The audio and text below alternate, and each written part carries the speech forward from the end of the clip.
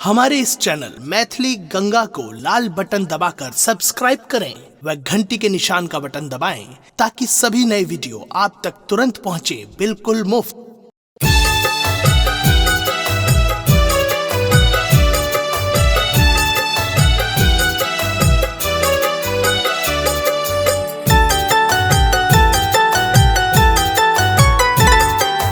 अपने सुन रहे छी गंगा कैसेट की प्रस्तुति।